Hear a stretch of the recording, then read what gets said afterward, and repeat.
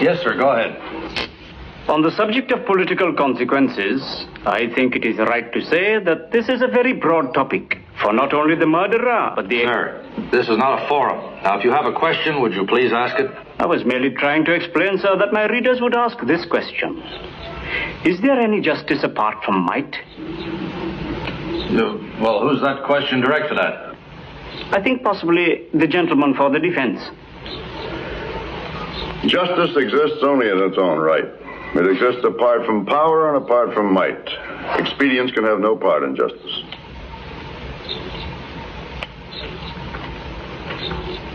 Thank you, sir. Any more?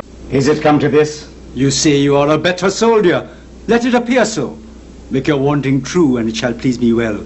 For mine own part, I shall be glad to learn of noble men. You wrong me in every way. You wrong me, Brutus. I said an elder soldier, not a better. Did I say better? If you did, I care not. When Caesar lived, he durst not thus have moved me. Peace, peace, you dost not so have tempted I him. durst not. No! What dost not tempt him? For your life, you durst not. Do not presume too much upon my love.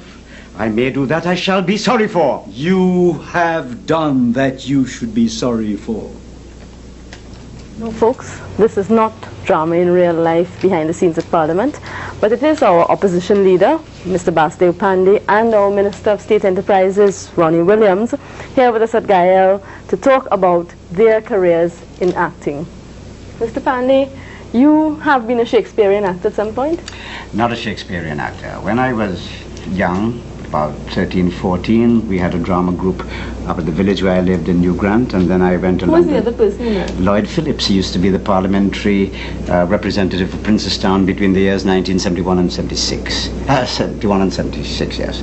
I went to London in 57 and went to drama school for 2 years, then did some television, some work with the BBC or radio, and did 3 films, 9 Hours to Rama, Man in the Middle, Brigand of Kandahar, and did a stint in a stage play at the Savoy Theatre that ran for a year in 1961. Mr. Williams, you did anything like that? Well, I never went to drama school. I'm not a star boy of screen like Basdeo here, but my acting, I was more the legitimate theatre, shall we say. Oh dear. I started off one Shakespearean play at St. Mary's College, 12th night. I did about 4-5 productions at the Hart House Theatre at the University of Toronto. 3 of them were Shakespearean plays, and when I came back to Trinidad, I was in about 6 or 7 plays, I think, until I cut short my career in acting to concentrate on making money. But has this acting helped you in your later careers? As a money maker, as a politician? I would say yes. I would say what it has done is, by being involved in drama, it has exposed us to the significance of culture as an aspect of the development, the total development of human beings. And as persons and as politicians, it is bound to operate favorably, both for ourselves and the community, I hope. Yes, well, I think that one of the things people tend to look on actors as a rather dilettantic group of mincing people, you know, airy-fairy people, which they are not. It requires a tremendous amount of discipline, and that is what I learned from it. And my exposure to the theatre, to the arts, if I may get a bit personal, was of tremendous use to me when I was chairman for 10 carnivals of the Carnival Development Committee, which somebody seems to come on the scene recently and thinks he has a bright new idea that Carnival is the theatre of the streets. It has always been. It also permits you to interrelate with people. If you are an actor or you're involved in that kind of work, you must interrelate with people.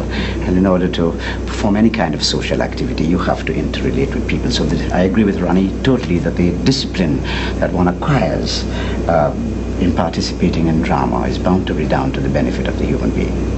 Acting is not just hard work. It's a lot of hard work. It's not just lights, camera, and action. Okay, thank you. Thank you. The conversation, but I want to end on a little bit of a different note, and I need you to assist me here. You know, in terms of looking at some of the politicians right now, you know, I'd like to, you know, just name a couple of them. And the first word that comes to mind in terms of how you would describe them You know, I'd like you to, so, I mean, I'd like to start with Keith Rowley. One word. That's your word. That's what? Avinash Singh.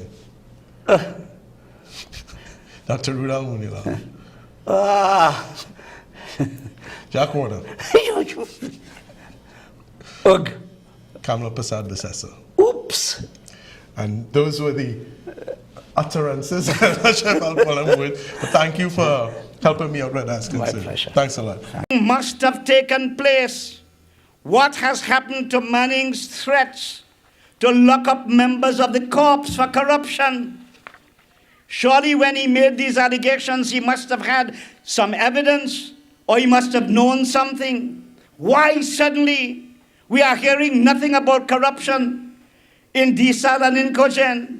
You just throw some crumbs for them, Exactly. Keep throwing crumbs and keep them in a dependency syndrome and never give them an opportunity to rise and be masters of themselves. Exactly, and the more you continue this, the more society continues saying that you're not to be seen and not heard, and what happened in the house stays in the household. The more we continue to do this, is the more you will see child abuse, the more you will see crime, drugs, and all these things. It's because we're not giving them an opportunity to truly be heard, because it's not just about going on a platform or going on TV and saying something. It's what happened next. That's right. That's right. That's right. Coming to you from the heart of Times Square, New York, I'm Nalan Hunt. You're watching WIN.